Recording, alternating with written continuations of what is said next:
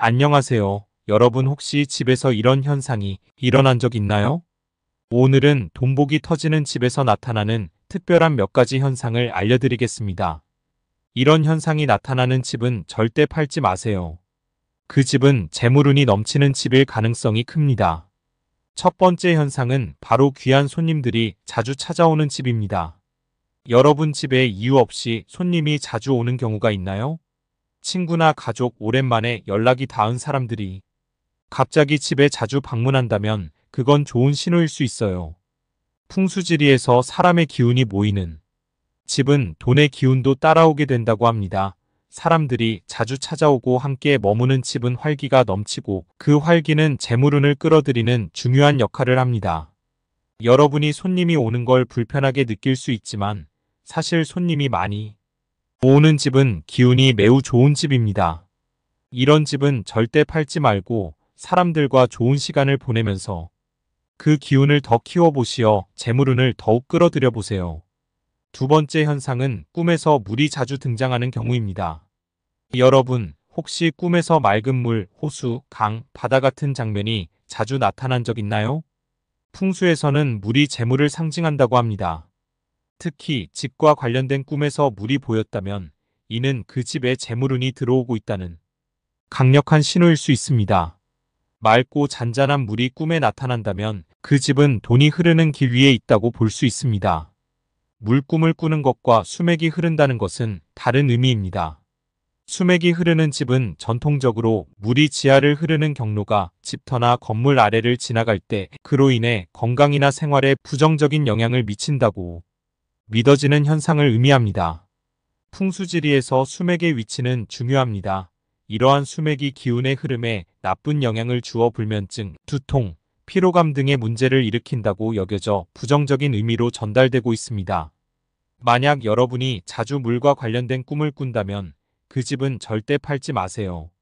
물이 보이는 꿈은 큰 재물운이 흐르고 있다는 신호일 수 있습니다. 재물운이 점점 강해지고 있을 테니 그 기운을 놓치지 마시길 바랍니다.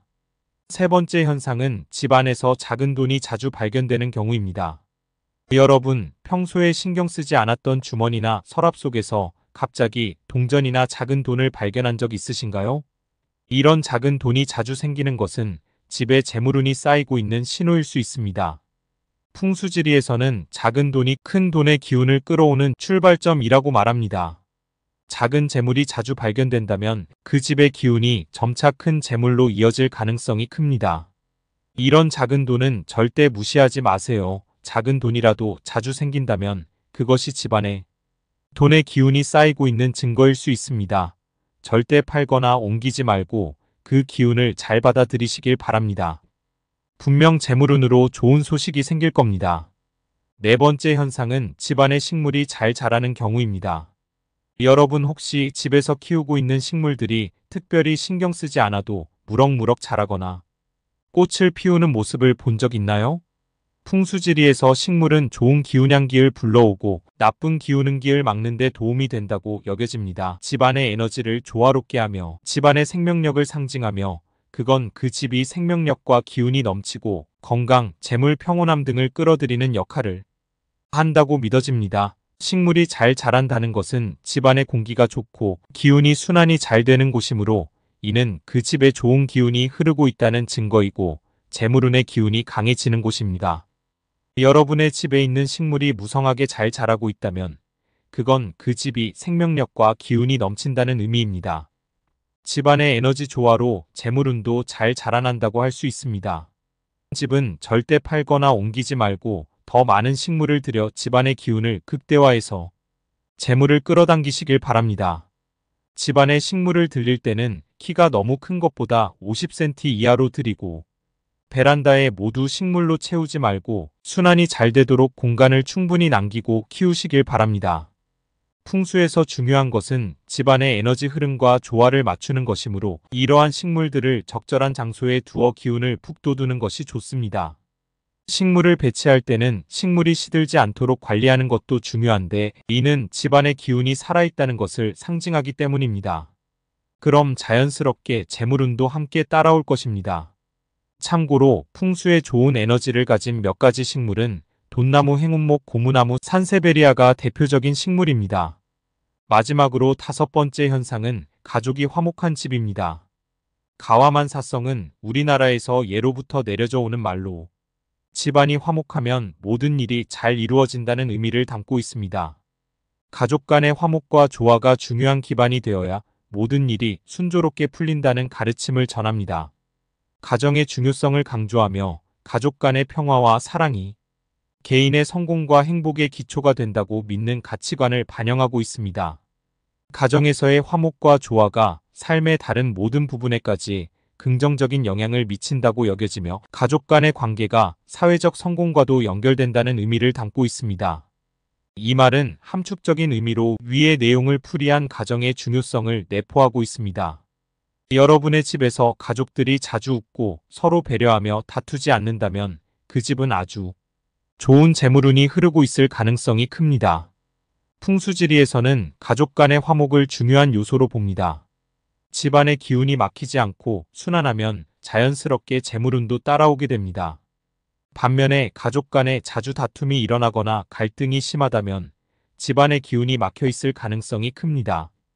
부주의하게 집안에 짐이 과도하게 많거나 청소가 잘 되어 있지 않을 경우도 있습니다. 그리고 집안에 기운이 들어오는 입구인 현관에 바빠서 택배짐이나 신발을 정리하지 못한 경우일 수도 있습니다.